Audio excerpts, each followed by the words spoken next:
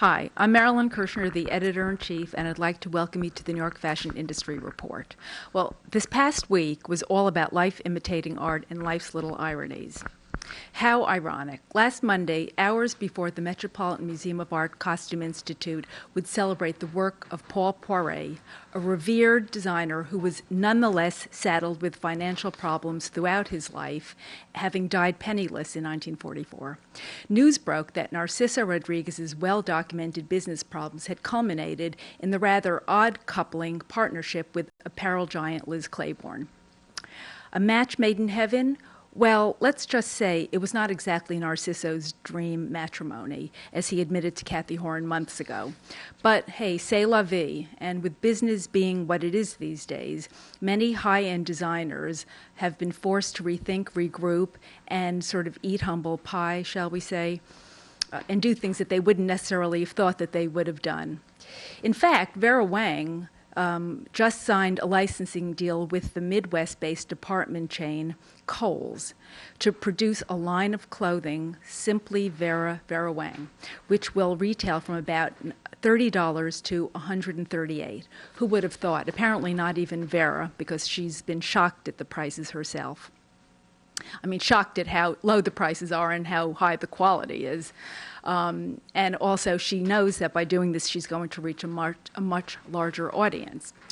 And speaking of ironic and life imitating art, just as members of the press and special guests gathered in the morning to preview the Poiret exhibit, which focused on the extraordinarily creative relationship between designer and muse.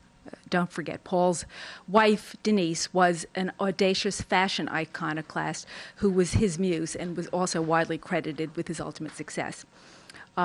Word spread that one of the fashion world's most audacious iconoclasts and bona fide fashion muses, Isabella Blow, had passed away. In this world filled with so many copycats with manufactured style, if you could even call it that, she was a true original.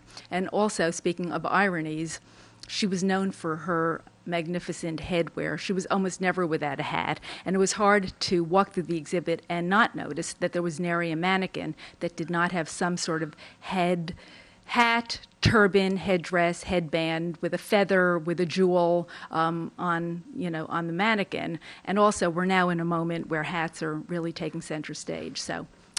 And ironies continue. There's perhaps no fashion designer in history who so loved spectacles and reveled in lavish parties as much as Paul Poiret.